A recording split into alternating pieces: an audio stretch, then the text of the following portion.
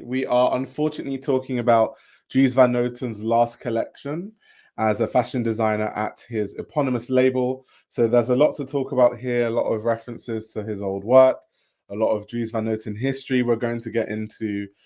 So yeah, it's going to be a really fun thing. Dries Van Noten is one of the designers that I first got into and learned about when I learned about, the Antwerp Six. As most of you know, one of my favorite designers is actually Arndt who is another member of the Antwerp Six. And Dries Van Noten leaving fashion, of course, means that there is only one man standing in Walter van Beirendonck in terms of a designer that's still churning out collections at Fashion Week. So yeah, it's a sad day, but hopefully it means kind of like a changing of the guards to the new school. It almost feels like my favorite designers are unfortunately passing, or they're all retiring, whether we're talking about, the Issey Miyakes of the world, or, Dries Van Noten leaving his brand. For people that don't know, because we've started to discover that a lot of people that join these live streams, they're just getting into fashion. It might be their first time even hearing about Dries Van Noten.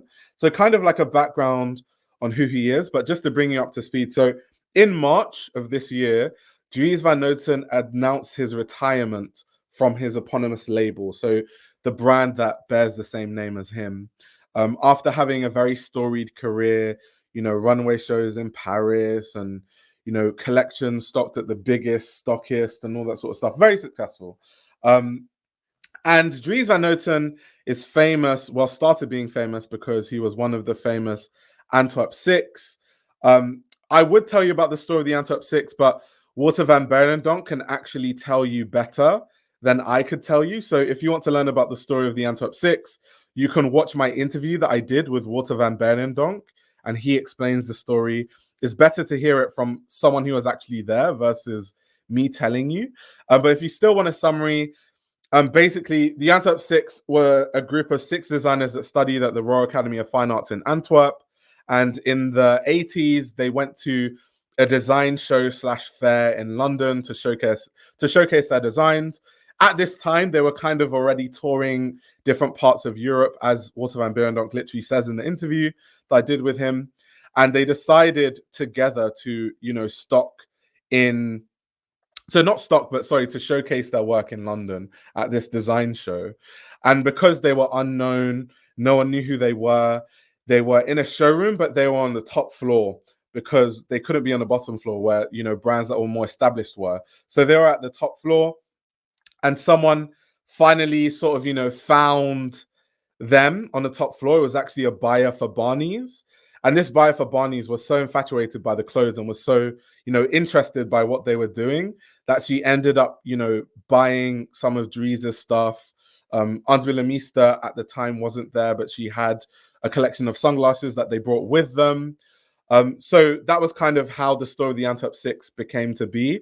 The reason why they're called the Antwerp Six is because people struggle to actually pronounce their names. So the Antwerp Six, off the top of my head, is Aunt Wilhelmista, Walter van Beirendonck, Dries Van Noten, Dirk van Sanne, Marina Yee, and who's the last person I'm forgetting? Doug Bickenberg. There we go. So that's the Antwerp Six. So because people couldn't pronounce their names, English people, they never like pronouncing any names. They're like, oh, that's too hard, mate. We're going to call them the Antwerp Six, mate. So that's basically the story of the Antwerp Six. Of course, all of them went on to have storied careers. People wrongly say that Martin Margiela is part of the Antwerp Six because he studied at the Royal Academy of Fine Arts around the same time. But actually, Martin Margiela is not part of the Antwerp Six because he didn't go to a design show with them. He instead actually went to intern for Jean-Paul Gaultier. That's a separate story. That's also interesting. You read interviews of Jean-Paul Gaultier at the time. He said that Margiela was like so skilled. I don't know why he came here to be an intern. And he respected Margiela because Margiela genuinely went there to learn how to run a fashion business. And he was so impressed by how interested Margiela was in doing things the right way, even though his design skill was so advanced. So yeah, story for another day, but that is essentially, the story of the Antwerp Six. That's the summary. But anyway, so to talk about what Dries Van Noten is known for, Dries Van Noten is very much known for like drapey silhouettes. He's known for using very interesting fabrics, nice colors. interesting color usage. He loves a print. He's always layering different kind of fabrics that you wouldn't, think go together. It's kind of like a very Dries Van Noten thing to do that. So those are all like kind of ideas and tropes that Dries Van Noten uses. And we'll of course get more into some of these ideas that Dries Van Noten uses. He actually comes from a storied family of clothing makers, right?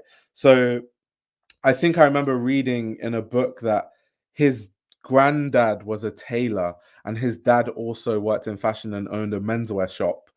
So of course, just naturally, because of who his family were, he understood the business of fashion. He knows, quality. Actually, a good kind of little fact about Dries Van Noten is while studying at the Royal Academy of Fine Arts in Antwerp, he was actually already designing for Belgian manufacturers on a freelance basis. It almost reminds me of Rei Kawakubo, because that's kind of how Rei Kawakubo started. She was kind of like sort of like a fashion consultant, consulting for different people on a freelance basis. And then she eventually, started her own brand. So it's very interesting to know that Dries Van Noten, his design skills were, so advanced when he was designing that he was, designing different things for different Belgian manufacturers. That's a really cool, like little thing to note. Also, kind of in the story of Dries Van Noten, in case you guys don't know, but in 1999, he met someone called Christine Mathis who introduced him to fashion in India. And this went on to influence and inspire a lot of his work. So especially his early work, actually, you see he built a lot of relationships with a lot of local Indian manufacturers, a lot of, Indian embroiderers, people that would do his sequin making and all that sort of stuff. And one thing I'll give Dries Van Noten credit for, because this is something that grinds my gears with a lot of fashion designers, they don't give credit where it's due. That is something that I always will say that Dries Van Noten always used to talk about, the artisans that he uses in India. A lot of people that he works with in India, they were at his final show. He obviously, like, you can tell he values them in a way. It's not just like, big brands where they just see them as another number and all those things. And so a lot of those Indian design techniques started to influence a lot of his early work. You see a lot of Indian embroideries, you see a lot of Indian, even some Indian silhouettes sometimes in his collections. But a lot of the time he would use these traditional Indian techniques, but then recontextualize it for a Western market. So by changing the silhouette slightly, doing all those sort of things, different fabrics, different prints. So that was really, really kind of cool. I can see in the chat, some people are asking, what will Dries Van Noten do now that he's retired? I think he'll just focus on his garden, because we know that Dries Van Noten loves gardening. So in my opinion, I think Dries Van Noten is just going to stick to gardening, tending to his garden, living his life, enjoying his life. I'm jealous of his garden. His garden in his house in Antwerp looks sensational. So I think that's what he'll continue to do. And obviously, he has actually said that he is not leaving his brand permanently. He's actually going to be consulting for the brand. So whichever creative director is there, he's going to kind of be advising the brand from the background, which I think is a good idea. We've seen many cases where designers have left their brand and it's gone to shit. Something that comes to mind is Yohji Yamamoto. Yohji Yamamoto left his brand for a tiny while and they almost put the brand under, and he came back and he was like, okay, I'm never leaving my brand until I die. The same thing happened to Embellishments. She kind of left her brand. The quality went downhill to the ground. BBVA, I don't know what Anne Chappelle was doing at the time with the brand.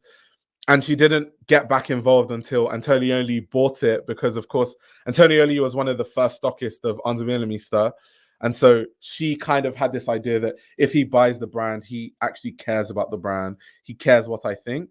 And she became more involved. You see her and her husband being involved in the design of the new store in Antwerp, all these kind of things. So, I think that it's a very good idea for a designer to kind of watch over their brand, even if they're no longer the creative director, because if you leave it in the hands of companies and, all these people, they'll literally run your brand into the ground. So I think that's a very, very good good touch. Some Bex was saying there's a documentary on Dries where they show his garden. Yep, the Dries documentary is very, very good. For guys that are subscribed to my Patreon, I'm actually posting my reaction to the Dries documentary on Patreon tomorrow. So that's actually already on my Patreon or whatever. It's just going to be posted tomorrow. So if you guys want to rewatch that documentary with some of my commentary, that's going on the Patreon tomorrow. And then this week also, I'm also posting a reaction to the John Galliano documentary on my Patreon. So that's kind of like a good nugget if you guys want to learn more about that.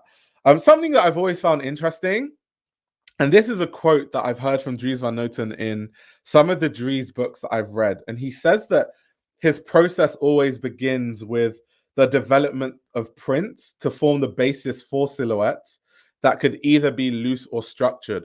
And that is so interesting. Like, I've never really seen, you know, designers that start their design process from the prints and the patterns. And I've seen videos, even in the documentary, you see kind of his process where he has all these images on a table of like prints, and then he decides the fabrics and all this stuff.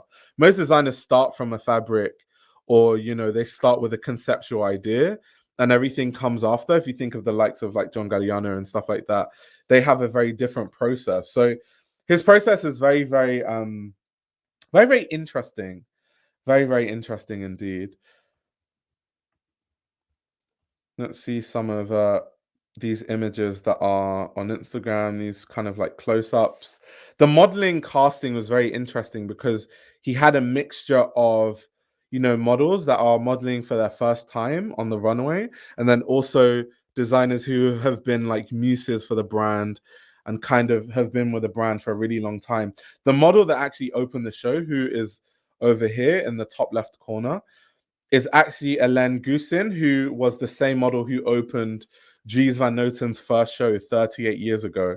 So that was a really good touch to kind of bring that model back 38 years later. Like, time flies. That's honestly insane.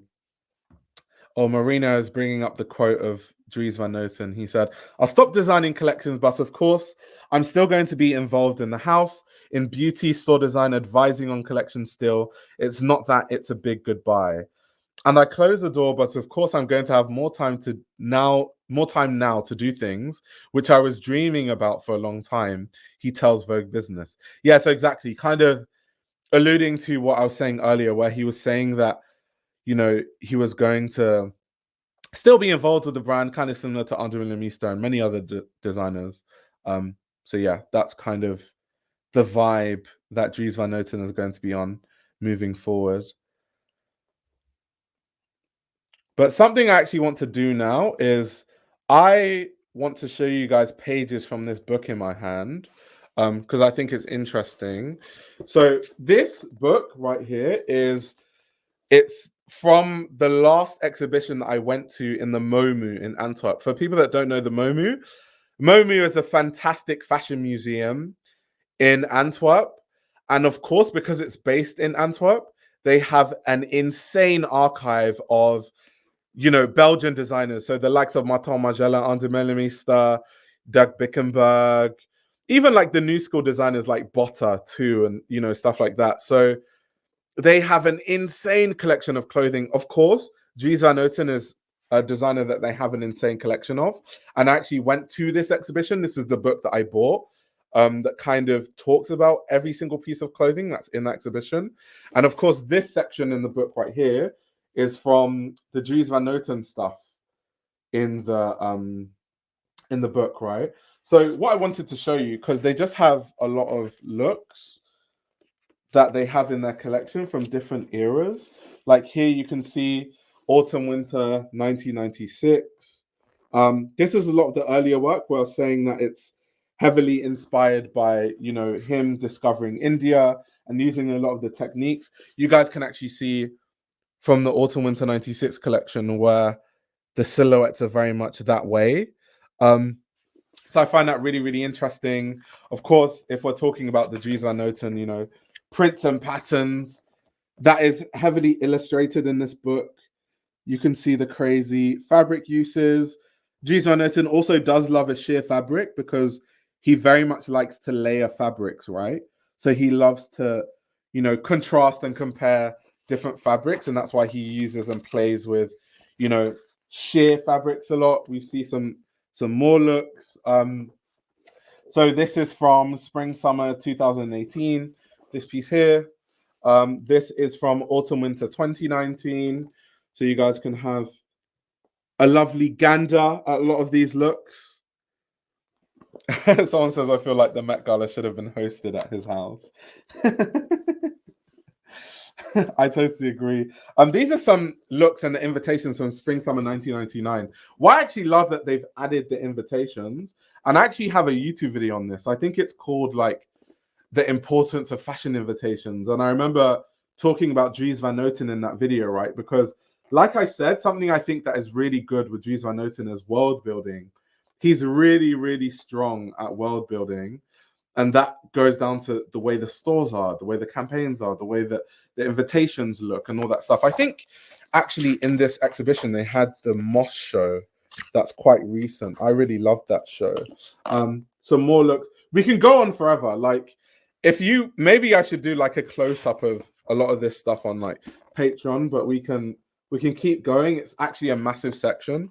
I think the last thing I'll show you, because otherwise we'll be here forever, going through the Dries Van Noten looks, is the Moss collection, which is more recent, because I really like that. Actually, something to tell you about. So this look is from autumn winter 2019, and I actually have a really interesting thing to show you. So take a look at that that like gold print with the purple boots.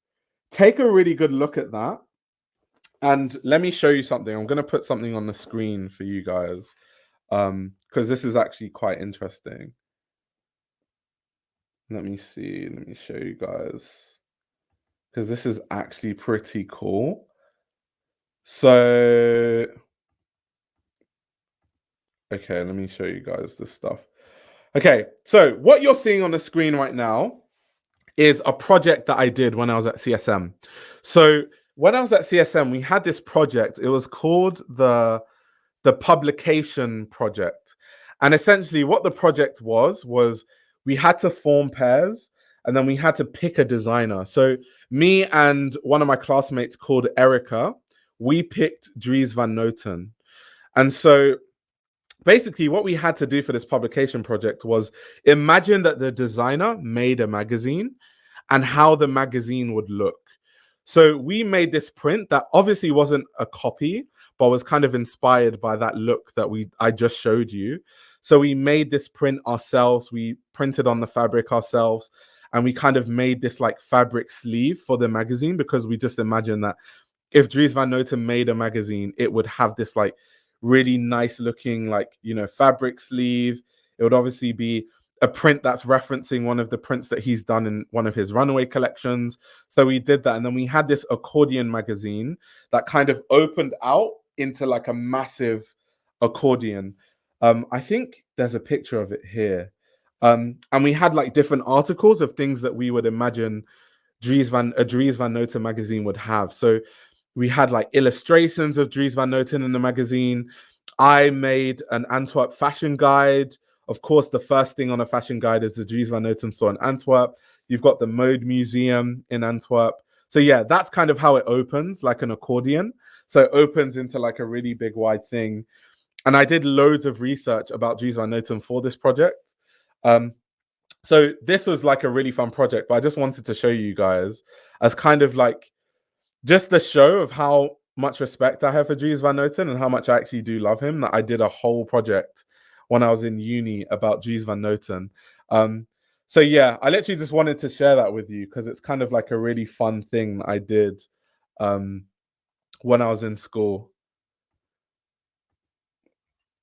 Yeah, I remember you talking about this on a previous stream. Yeah, I know, right? No, I don't sketch. So we just got people that know how to sketch to do illustrations. I can't illustrate myself. So no, I wasn't doing that. That's amazing. That makes me miss school. I know, right? School is the only time when you have the freedom to just do like crazy projects and just go deep and not have to think about how am I going to pay the bills and stuff like that.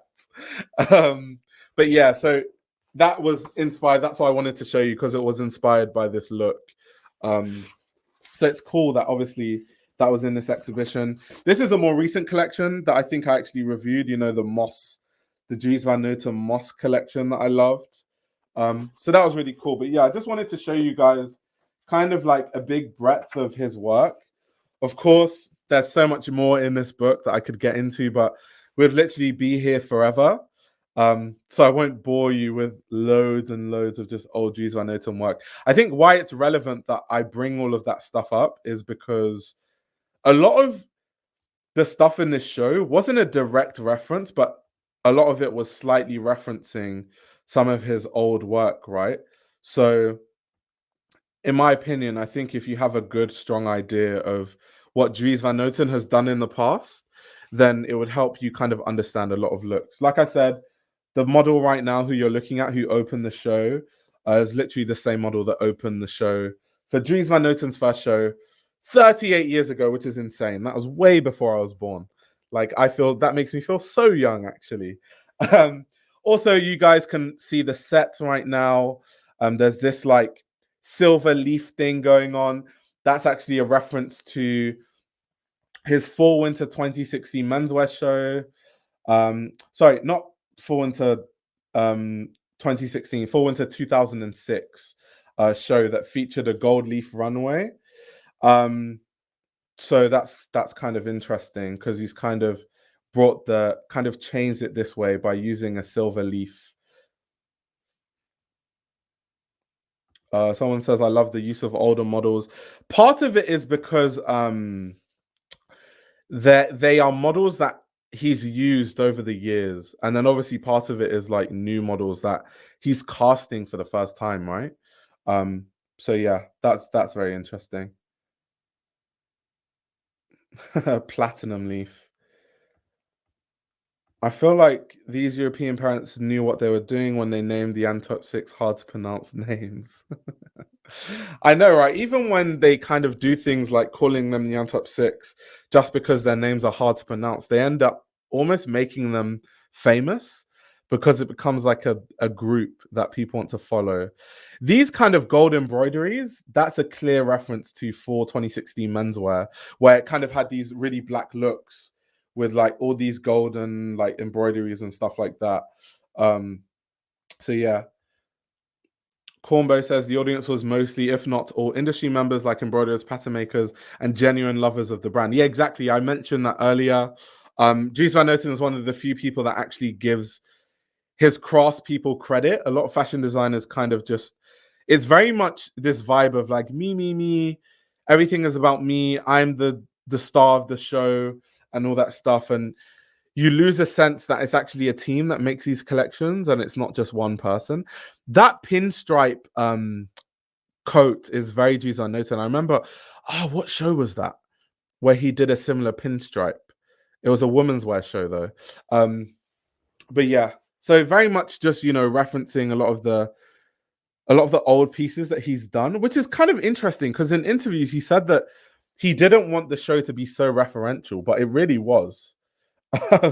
It seriously was referential. I think because he said the idea for this show is kind of like nostalgia for the future. So it's very much like, okay, yes, there are some best hits in this collection, but it's also this idea that I'm trying to push the collection forward and I'm providing a template for the brand to move forward into the future with, you know, different designers and the next creative director that takes over the brand. But I don't know if that actually his intention was shown in the collection, because when I looked at the collection, I just saw a lot of old stuff that I've seen from Dries Van Noten before, right? So that was very interesting. Can you explain how he uses prints but it never looks dated? I'm always floored by this aspect of his work. I guess in a sense, because of his design process, as I mentioned earlier, where it's kind of like he starts with the prints and the patterns, I think because there's a strong consideration of how the prints, you know, flow in the sense of the collection, it's bound for him to always be able to do prints in a very fresh way, to be honest. So I think it's to do with his design process. I think that's why. Also, to talk about Dries, do you guys remember during COVID when Dries Van Noten was kind of calling the fashion industry to produce less and to kind of slow down, and calling the fashion system to slow down, right? And it's kind of lovely that not that many years after, he decided to bow out of fashion. I think someone actually mentioned this in the chat earlier, but something I really respect about all the Belgian designers is they value the craft so much, and they don't like the circus of fashion. If you think of all of the Antwerp Six, right? Or even Martin Margiela, who's not part of the Antwerp Six, but he's kind of associated with them, right? Martin Margiela didn't like where fashion was going, and he just left. Under Millimista in 2011, she was already giving us shades of, the fact that she didn't like where fashion was going. She didn't like, the fashion system and what fashion was standing for at the time. She didn't like, how fashion is. And that's why she had Sébastien Mounier in 2011 take over the menswear. And in 2013 is when she finally left, and, she gave the fashion industry a big letter while she bowed out. You have the same Marina Yee left, Doug Bickenberg's left, Dirk Van Sane left. So all of them kind of, when they see fashion, not going where they like it, or they think that the fashion system is just unsustainable, and they don't like the fast fashion system and the way that fashion collections are churned out, and the fact that all these luxury brands are, promoting overconsumption, they all leave. And I love that, because they're almost like fashion purists. They're kind of people that were into fashion for the craft of it and into fashion for the art. And the second that they see fashion going too much away from that, they quit. And that actually makes me respect them much more, because it means that they would rather be purist in fashion than make more money. Because if it was about making more money, they could make more money. You think Martin Margiela couldn't make more money? If Martin Margiela wanted to make money, he could just start a new brand. That brand would sell out every time. Like, it's not about money for these guys. It's about the craft. It's about the pure essence of what fashion design is, which is about craft and, designing clothing that's made to last, designing clothing that people have, an emotional attachment to, designing clothing that people cherish for years to come. And that's what I always loved about the Belgian designers. It's something that I can definitely say that is very unique to the Belgian designers, this idea of just like bowing out. So I really love that. Pilar says Margiela got into Hermes to do money. That's true. Even though Margiela Hermes was very much short-lived. But yeah, very much true. But I think it shows that Dries Van Noten is not a poser. And that's why, once again, I said I love Dries, because he's always highlighting the craftspeople that he works with, right? It's not me, me, me, me, me. And it's very indicative of Dries Van Noten's character that shortly after, he's telling people in fashion, the fashion system needs to slow down. And after, the lockdown, the fashion system didn't slow down. And fashion went back to square one, where we're having resort collections and cruise collections and all these pointless collections that, in my opinion, shouldn't exist. And so he's just like, you know what? I don't like where fashion is, and I'm just going to leave, because I don't agree with the fashion system as it exists right now. Dior working like a fast fashion brand, exploiting workers, all that sort of stuff, right? Pure cash grab collections, exactly. Van der Vorst too is another Belgian designer that I forgot about. Just skipped my mind, but yes, Van der Vorst 100% did that too. She bowed out. But I also think the case with Van der Vorst was also, if I remember clearly, her brand had a lot of financial issues too. So that was part of the issue. Who do you guys think would be a good fit for Dries Van Noten? I've seen a lot of people say Heider Ackerman. I think because Heider Ackerman went to the Royal Academy of Fine Arts in Antwerp, so everyone now, and there's that Belgian collection. Of course, Heider Ackerman, I think he's Colombian descent, but I think obviously because he comes from that Antwerp school of thought, anytime there's an opening, people just throw Heider Ackerman's name into the mix. But who do you guys think would be a good creative director for the Dries Van Noten brand? I already have a cart in essence with 2 Dries pieces. I'm sincerely going to miss his work. Yeah, I love Dries. Honestly, I really do. Fashion means that to me. The people I've met, my friends, would be considered nerds if they loved anything else as much. And you will always find your people if you find people who truly love fashion. Yeah, I mean, some of my closest friends are people that I met through fashion, right? Because we just connected on this idea of the craft of fashion and, getting into the same designers. Actually, one of my closest friends is actually an Undermilionista stan like me, Jason. You guys might have seen Jason on the channel. I remember he was actually on the channel because I asked him for his thoughts when Sebastian Munier left Undermilionista. So yeah, Jason is a big Andy head. And I've met some other Andy heads through Jason. So yeah, fashion is very much like that. You meet friends for life just through fashion and people that share the same interest. A lot of people are saying Grace Wells Bonner. That's very interesting. Someone said rock. That would be cool, actually. Rock would be really cool. Kind of like the Korean silhouettes with the Phoebe Philo aesthetic and sensibilities. I like that. That would be a cool idea. Because Dries Van Noten is very much about like flowy silhouettes anyway, and rock is very much on that vibe. So silhouette-wise, it works. I guess the only thing that I don't really see much from rock is loads of prints and patterns. So that would be a cool thing for rock to play with, right? How they're going to work with like transforming fabrics and using prints and patterns in ways that the designer hasn't used in the past. Honestly, I think all the other brands, established brands, need to calm down with the creative director musical chairs. I think the reason why you need a creative director is it adds kind of like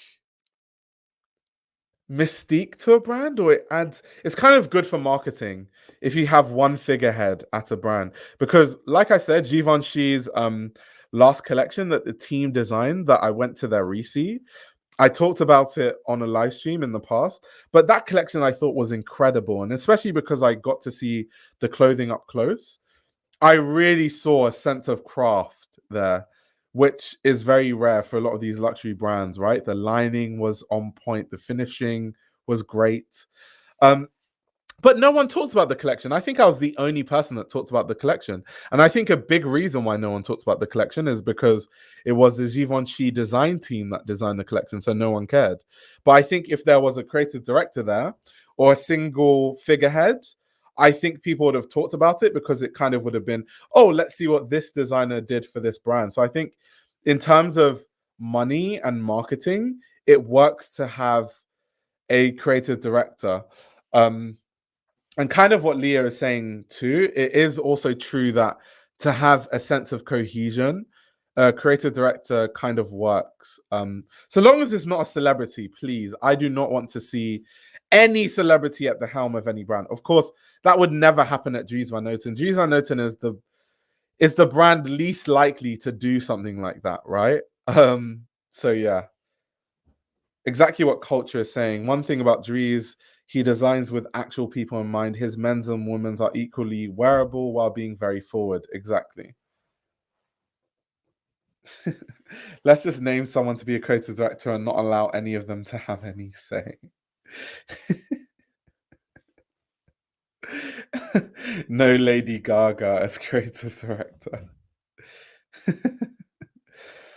At Dries Van Noten, it's not like a job where you can just do the big lines. It's very hands-on. It's somebody who really breathes the love for the garments and beauty. Yeah, facts. Please, someone said yay for Dries Van Noten. Please, no. No, no, no, no. What other brands does Pug own? I know he sold to them a couple years ago. Yeah, I don't actually know. Let me have a quick Google, actually. Um, let's have... Let's see what brands. What brands do they own other than Dries? Okay, so they own Jean-Paul Gaultier, Dries Van Noten, Carolina Herrera. They own the fragrance line by Rado. They own Charlotte Tilbury, Nina Ricci. Oh yeah, I should know Nina Ricci. Yeah. They own Rabanne. They also own Penhaligon's, the fragrance line. So they have quite a few strong brands. They own Christian Louboutin. They've got quite a strong stable, actually. A very strong stable of brands. Very, very strong stable.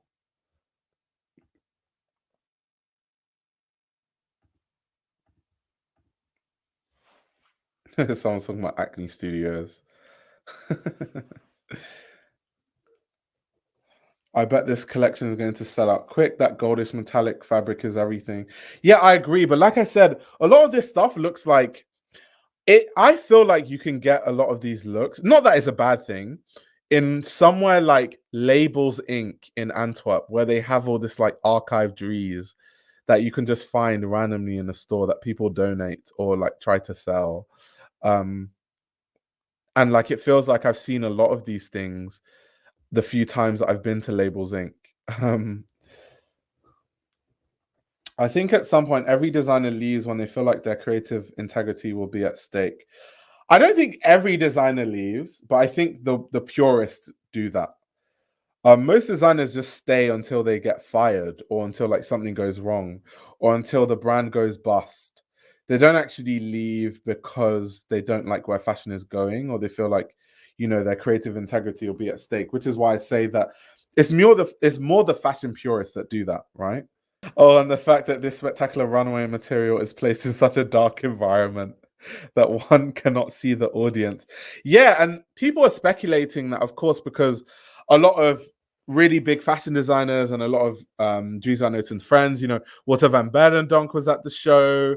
But people were speculating that Martin Margiela was actually in the show. So that's interesting. I wonder if anyone's spotted Martin Margiela at the show, but allegedly he was there, which obviously makes a lot of sense. They're friends, but yeah, that would have been cool if anyone spotted Martin. He came out of hiding just to support Dries. That's really sweet. Please, for all the silent billionaires watching, don't buy up all the Dries. I want a jacket. Exactly. Ever since, you know, we talked about jewelry on this collection, on this stream, sorry, and the jewelry sold out on Dover Street Market, I was like, yeah, we need to be very careful. We've got some silent billionaires in the chat. I love Dries Van Noten as a true artist and as a human, though I've never found anything I personally wear/buy, but no worries, nothing but respect and admiration. Yeah, and that tends to be the case. I personally think that Dries Van Noten isn't my personal taste either. I do you know what it is? I think if I was a woman, then I would wear a lot of Dries, but because I'm not, and my style was so far away from what Dries is, yeah, I wouldn't wear it, but like he has those like heels, those thigh-high heels that have insane prints, those kind of boots that he does. If I was a woman, I would eat those things up. Like I would be buying those in droves. But yeah, it's just not my personal thing. Nadine Gosson, now Dries, I know, right? Next thing, we're gonna go on Dries Van Noten's website and everything is sold out. Dries is also very easy to get secondhand. I agree. That's why I said that, like, if you go somewhere like Labels Inc., you could probably find some insane Dries for a really good steal. Also, if the trousers weren't so tapered, maybe I'd get a pair. Dries makes great clothes for soft boys like me. Also, something I actually wanted to talk about. I wanted to go on the Dries Van Noten website and just talk about the fragrance line because everyone at this point knows that I'm a fragrance addict. Um, and the fragrance line I just think is sensational, honestly. Like all the different, it's such good world building. It's insane. Like I genuinely think that no designer has a fragrance line as good as Dries Van Noten. In terms of like world building and it making sense in the context of the brand. Like the fact that he's a very, you know, a flower lover. He has an insane garden. He loves flowers. He has the most obscure floral notes in his fragrances. this is my favorite one I smelt, this Fleur de Mal. It has osmanthus as a note, which is really, really cool. And not many fragrances even have that as a note. And then you even have like a comb. You have like the world building is just sensational with Dries Van Noten. It's so good. Even the makeup line is very new. The makeup line and the fragrance line came after he sold the brand. So even though obviously the way they're doing it is very Dries Van Noten, that very much might have been, maybe he didn't have the infrastructure to launch this stuff until, of course, he sold his brand. And also I like how with the fragrance line, with the lipsticks line, they're kind of refillable. So they have these interestingly designed cases, and then you can just like refill them. So it's kind of very sustainable, which is very, because I like that Dries Van Noten is not the kind of person that comes around and is just like, I'm a sustainable designer, I'm so sustainable. It kind of just shows in the way that he designs clothes. He doesn't make loads of products. You know, every single accessory is baked into the way that things can be refilled, the fragrances can be refilled, you know, all these things. He designs things that are cherishable. The fabrics are really good, so you hold on to it for a really long time. This is why the secondhand market for Dries Van Noten is so strong, because the clothing is so well made that it actually lasts that long, right? Think about like people are buying Dries Van Noten from the 90s and the 80s. It says a lot that a brand can literally, you know, last that long, and the clothing can last that long. So Guerlain is a fragrance line. So I wouldn't say that Dries Van Noten makes better fragrances than Guerlain, but I was talking about fashion designers. I think that Dries Van Noten has the best fashion designer fragrance line. But yeah, I don't think you can compare Dries Van Noten, who's a fashion designer, to Guerlain, which is literally like an extremely historic fragrance house. Like fragrances is what they do. That's their history. That's their heritage. So I don't think you can compare those. But in terms of designers, I would say Dries Van Noten over every other brand for fragrances. Like, what other designer has a fragrance line that's as good as Dries Van Noten? I'll wait. I will literally wait. Yeah, when they say they're sustainable and do nothing to show it, that's crazy. I know, it's really annoying. He doesn't do campaigns because they drive up prices. So he didn't do campaigns for the longest time. That was kind of like part of the thing. But he did do a few campaigns for the fragrance line and the makeup line. I think you can actually, let me go on his Instagram page. You can actually see some of the campaigns. So for the longest time, that was part of his thing. Like, he didn't do campaigns, but you know, when you sell your brand, you don't really have much of a say. And that was kind of what happened to Martin Margiela, right? Once he sold his brand, he started to not agree with a lot of decisions that they were making around the brand financially, that he felt, you know, didn't really align with his design language. So yeah, Dries Van Noten, loving it in his garden. But I'm trying to find, because I remember a while ago he actually posted a lot of those campaigns to his Instagram page. Let's see if we can find some of those. The single Rick Owens fragrance is crazy. Culture says I'm just not a big Chanel person. Yeah, but I guess Chanel is one of the most important brands, because Chanel was one of the first, you know, couture houses to have a fragrance line, along, you know, brands like Elsa Schiaparelli that had the shocking pink fragrance. You had Paul Poiret, who was also a couturier that had an early fragrance. So there's importance there. I will say that Chanel has better fragrances than Dries Van Noten in terms of like quality. Like the L'Exclusives line for Chanel is insane. That being said, I still would prefer the Dries Van Noten line, only because the Chanel line, once again, is a bit random. Like, they're not themed. Like the L'Exclusive line, once again, it's very much like, oh, this fragrance is inspired by, you know, going to Morocco and all that sort of stuff. So it's not world building, really. It's just a very really nice line of fragrances that are really good, but there's nothing to tie the L'Exclusives line to the actual clothing that is going on the runway for Chanel, or the world building or the aesthetic of what Coco Chanel herself stood for, or what Karl Lagerfeld stood for. You know what I mean? So the fragrances are better, I will say. The quality is better. That just goes down to economies of scale. Like the fragrance line of, Chanel is literally worth billions. So that is, you can't compare that to Dries Van Noten.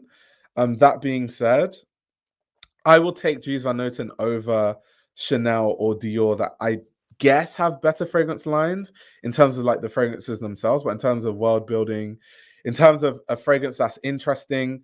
I'm also a very aesthetic person, so I would rather have, a Dries Van Noten bottle in my room that kind of looks cool, and people are like, "What's that? Like, that's really interesting," versus a Chanel fragrance or like a Dior fragrance that's just like a translucent bottle and it's not really that interesting. So yeah, that's why I would still take Dries Van Noten over any of those brands. It seems like they've removed the campaigns from their Instagram because I can't find them. But I remember the campaigns. He had some campaigns when the fragrance line just dropped, and some of the beauty launches happened. I think those are the only campaigns he's actually ever done. Actually, so yeah, for the most part, he never does campaigns. Like it's part of like the brand. They just never do campaigns. But yeah, these lipsticks.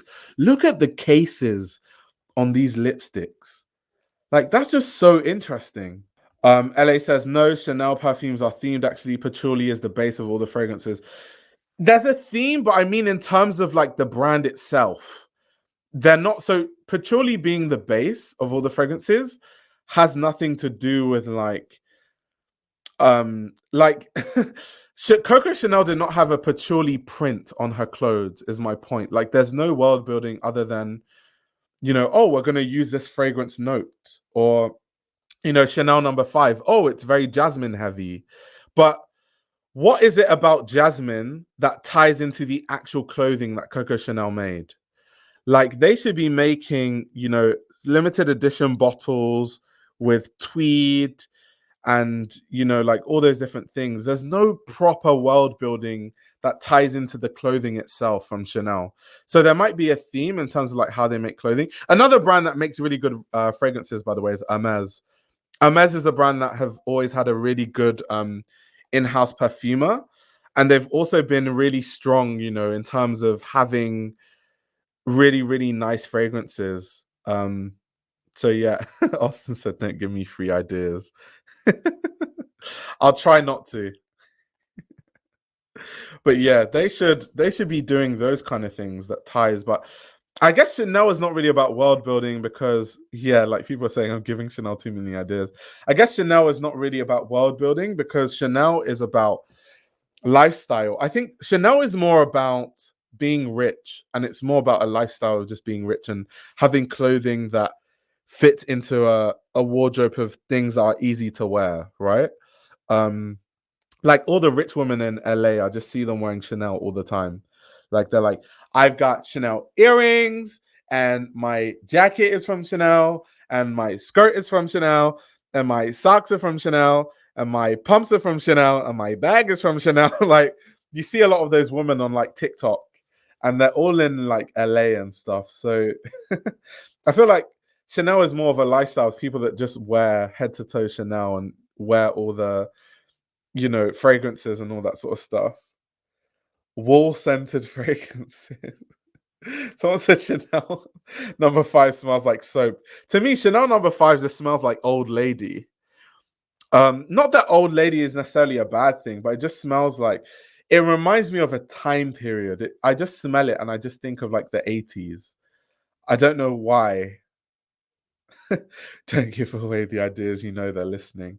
I have an issue of always giving these brands ideas. I need to start charging them. Chanel has been criticized for exuding arrogance and maintaining controversial historical associations. I mean, that doesn't surprise me at all. At all. Cartier, Hermes, Chanel, Dries Van Noten, Salon, Gucci. You mean in terms of fragrance lines? Yeah. But Hermes is like really good.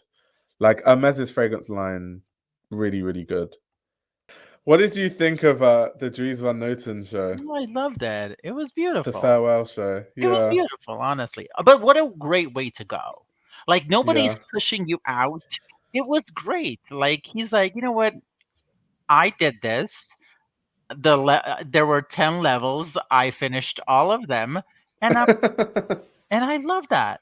Honestly. By the Yeah. way, one thing that I have to criticize him on, and I need to criticize fashion industry. Do you guys know that there's a different song to finish a runway than Donna Summer, I Feel Love? I swear to God, if I hear that song one more time at a fashion show, I will lose it. Yeah. There's million songs out there. Why is everybody going to that? It's a beautiful song, don't get me wrong, but I swear to God, everybody's like, let's finish the show. Oh yeah, Donna Summer it is. But the show was beautiful. The show was beautiful, honestly. So I'm very happy. References, even the runway was a reference. Um, Yeah. to like the goalie from 2006. I love that. I Yeah. mean, like it's him, and I'm happy. I'm very happy. Now the question is like, who's going to take that over? I know, right? Everyone's saying Haider Ackermann because they just throw him. He But isn't studied at the Royal Academy of Fine Arts, so but just isn't he like throw isn't him in he there. at that couture house now? Haider Ackermann. No. Why would you take You're him away funny. Why would you take him away? You are funny. But you know what? This is the thing. I love Haider Ackermann. I want a Belgium designer. Yeah. I want a Belgium designer. I think that like the best designers that we have, some of the best, are Belgium.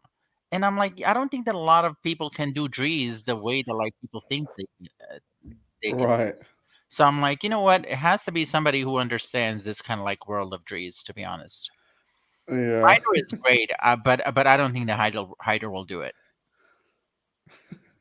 Yeah, Yeah, Brit, that's exactly. the The joke. couture That's the house. joke. The couture house, like That's Canada the Goose. That's why I was laughing. that's the CG CG house. No, but it was beautiful, honestly, and I'm very happy. Even though that show was so late. Yeah. Oof, my God, it was so late, but it's fine. Leo asked, so you don't want to see Ludovic at Dries? Maybe just for 6 months. Wow. Wow. He Just for came one in season. all guns blazing. Just for one season. Why not? I mean, like, 6 months is crazy. imagine if they have Ludovic in every house just for 6 months. I would die. Like the only designer that gets to do 6 months and dips, that would be iconic. I'm sorry. He came here and chose violence out of It the would gate. it would be cute though. Like his thing is like 6 months at Celine, 6 months Oh at Chanel. my Like, god. come on. Come on. I know. Too soon? Too soon? Nah, never too soon. Did you see the whole like did you see the picture of Anne with Dries? Yeah. It was so cute, honestly. She was at the show. It's so sweet. All of No. them are at the show. It's cute. Yeah. I mean like we do not have that picture of Margella, but that's fine. He was somewhere there, He was somewhere. apparently. Allegedly. No, I'm sure that like he wouldn't miss it, to be honest. Yeah, I don't think he would. They're Yeah. definitely good friends, I can imagine. Although it seems like, I because think when that I might interviewed Walter van Beirendonk, I kind of asked him about, and you guys can watch it. The interview is literally on my channel. I asked him about like shameless plug on Margiela and when last did they talk to Margiela, and the way he talked about it is almost like none of them have really heard from him for like forever. There's a picture of So Dries yeah, for the people that don't know. There's a picture of yeah, Dries. so wholesome. Yeah. Wait, you said that they haven't heard from Margella? Maybe they've heard from him now, but like when you watch the interview, he was like, "Yeah, he just disappeared," and like we never heard from him for like years, and Margella, they're like close. like Martin is like blocking people on IG, just being like Walter blocked and blocked. So yeah, he just didn't have contact, and he was just done with fashion and anything to do with fashion. Nah, I He was don't just blame like, no. that man knows what's up. He said like I know what kind of people these are. Out of here. I'm gonna get the fuck out of here with these people. I swear. This YouTube channel runs on your support. If you want to support the channel, you can subscribe to my Patreon. You'll gain access to exclusive content that includes everything from my Patreon podcast, where I give a behind-the-scenes insight into the fashion industry, as well as a fashion book club, where I review my favorite fashion books. You can also check out my fashion ebook, which highlights the best fashion journalists to follow, definitions of common fashion terminology, and how to determine what a good source of fashion information is. The links to everything are in the description below.